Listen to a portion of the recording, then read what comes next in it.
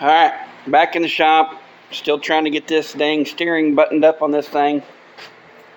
If you remember, we got the rack and pinion mounted in. Now I've got tire off on this side. You can kind of see that's the mount right there. And it's bolted on each side of the frame. And it's butted up tight underneath the frame. And that's where our rack and pinion bolts to that. The only thing I still need to worry about is if I'm going to have clearance between the tie rod and the mount. We'll worry about that when I get the steering wheel hooked up and I can spin it through its paces and see if it's going to clear or not. Alright, so I've got the factory steering column back in. It's all mounted in the car and it's poking out through the firewall. Right there. And as you can tell, this is the actual steering column shaft. This is the steering column. The shaft is a little floppy in there. And of course, nobody likes a floppy shaft. So I need to get some type of bushing or something to go up in there. The other end of the factory column actually has a leather bushing. It's got a metal piece with leather inside of it. So I was trying to figure out what I could do on this end. I was having trouble finding actual bearings. I was like, well, I don't really need a bearing, I just need a bushing. So I ended up coming up with this plastic round stock.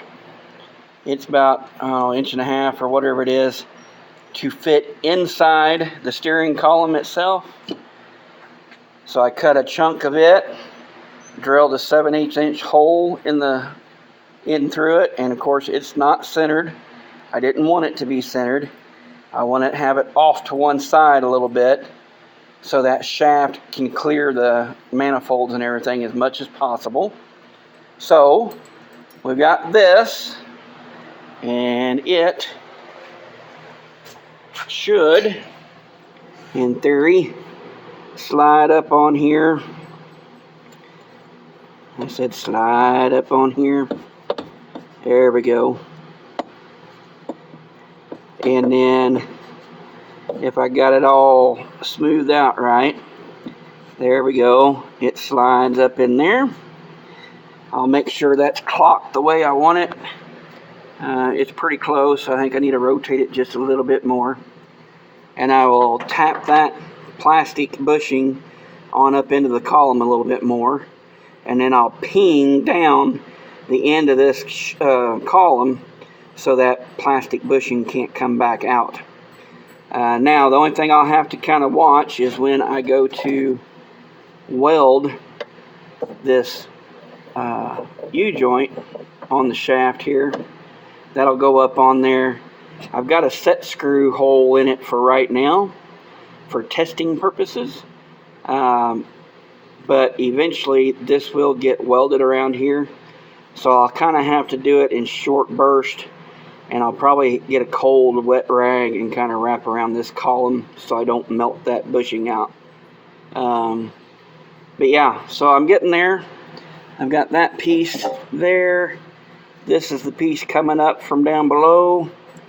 I'll try and get them lined up so I can cut a piece of 3/4 double D and slide in there, and hopefully by the end of this evening I'll have this connected to where I can actually steer this car.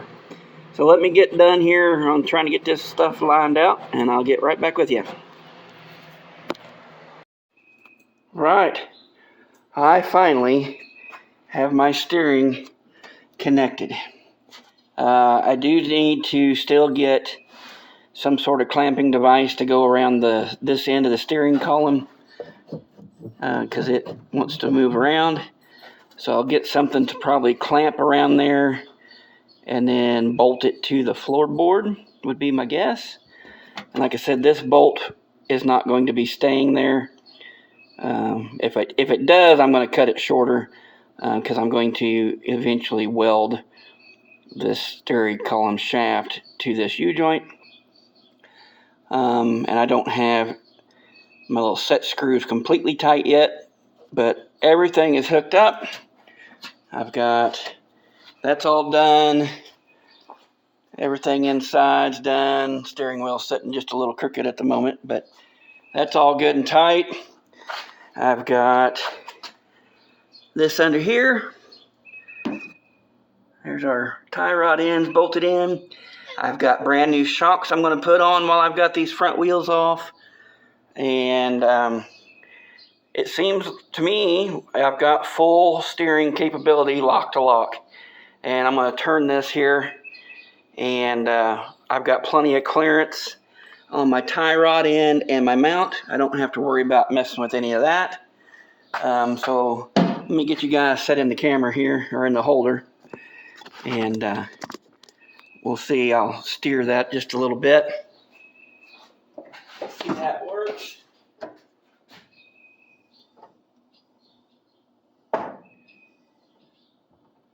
That's locked all the way to the right.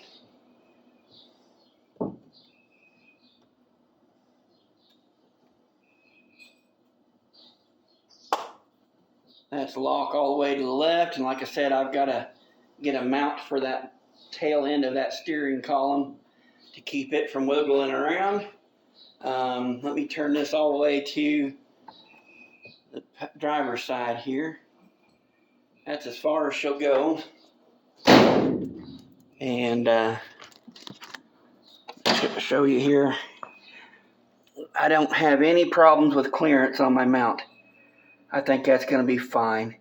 Even if the suspension's going up and down, I can't really do it by myself here.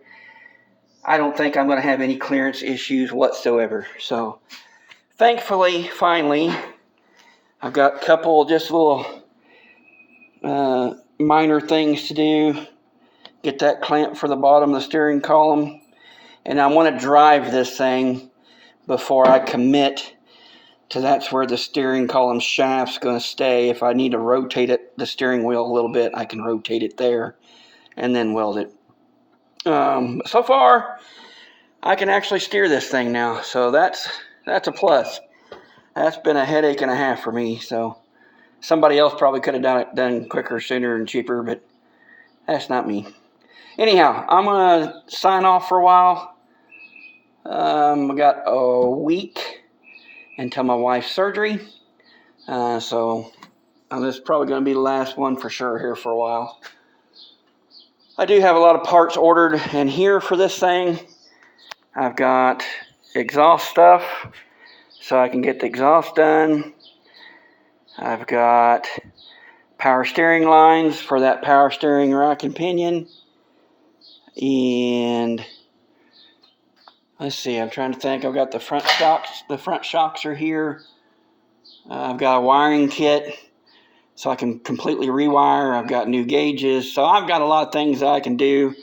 We'll see how she recovers from surgery. If I can get back out here a little sooner than what I think. But for now, that's probably going to be it for a while, guys. Thanks.